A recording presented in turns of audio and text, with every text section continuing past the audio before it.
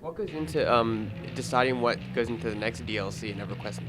It's honestly, it's the design teams, the art teams, and even the engineers. We all get together and talk about what do we want to work on, because obviously the best content is going to come from your passion and your desire. And I think we were kind of done with the Caraform Age's End kind of storyline, and this team really wanted to move on and tell their own stories, because we're quite often building on what was done before. And we wanted to go our own way and build our own stories. And while we do have some key characters like Lannisterville, and we've got a captain, the Broken Skull Pirates are going to be familiar to some people, but we've shaped new stories around it, and it's just the team talking about what's going to be super cool, and that's what we do. Can you talk about some of the new monsters you'll see in this DLC? I saw this really cool spider bear. Yes. Nor spider nor bear. Discuss. Yeah, no, we get in trouble from our team all the time for calling them spider bears, but we can't help it because they're spider bears. They call them Ursarax or Urzarax, which is like Ursa bear, and anyway. So that one came from somebody who just had a random idea and thought it would be hilarious. And then when we started doing concepts, because our artists always take creative ideas and run with it, and then they started making concepts, and the concepts actually started looking really cool. We didn't think it would be possible, but they look incredible. We've got pygmies that look amazing. There's an incredible level of detail in those characters. We've got EQ2 style dinosaurs. They're enormous and they're amazing looking. We've got several versions of those. We have lizardkin that are new. There's just a bunch of stuff. We have cultists. So when we talk about Lannisterville, and she has this really creepy, it's like a bone cathedral. So all the characters in that area are themed the same way, and she has these cultists of the primordial malice, we call them, and they've stuck bones in their arms and in their bodies, and they're flaying their own skin to try and get close to undeath without dying, and they're really creepy looking. Yeah, lots of new VO too, which is really fun and creepy. I know there's a lot of new areas. Can you go over a few of your favorites in this new DLC? Honestly, my favorite area is called Broken Skull Bay. It's the pirate theme.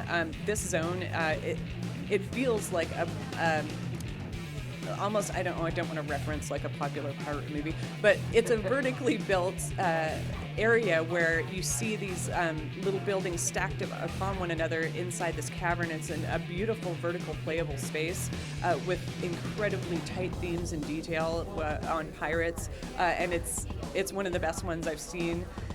There's just so many. Our artists, I can't give them enough credit. They're always taking it to the next level. So the Bone Cathedral, it's called Ossuary of Malevolence.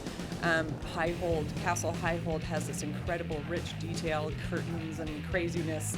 And then we do have some underground, like fluorescent kind of crazy dungeons.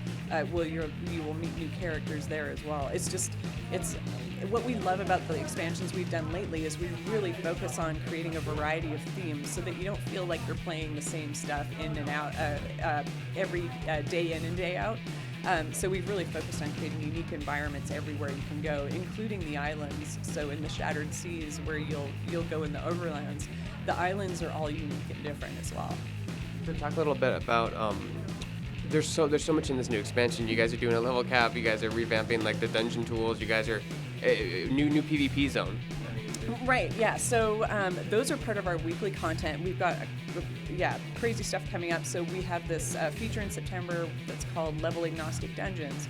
So levels 20 to 89 are going to be able to go into our Dungeon Finder tool or through a portal in the cities and join groups with anyone in that level range. And what's cool about that is even though you could be a level 20 with a level 89, your play experience is going to feel relevant to the content. So you're going to be doing as much damage as you might expect to, while the level 89 will be doing the same. So it'll feel like you're all the same level because that will be your experience.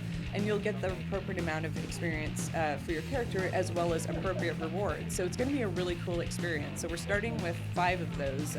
We have a plan to do 10. So there's that. We do the Pvp Deathmatch Zone. It's the very first one we've ever done. It's done on, we call it a Rowan Thier theme, but it looks like a chessboard, the playable space. And what you're going to have to look out for is not only looking out for people trying to kill you, there's going to be traps and power-ups kind of on this chessboard environment. And they're going to rotate around the environment. So you really got to pay attention to where you're going, as well as everything else happening around you. It's going to be really cool. And when can people play this new DLC?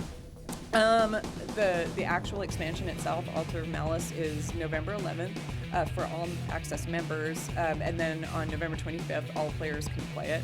The PvP Deathmatch Zone is coming in September, as well as level agnostic dungeons, I believe September, October timeframe. So there's a lot to come even before the expansion. So yeah, we're busy and super excited.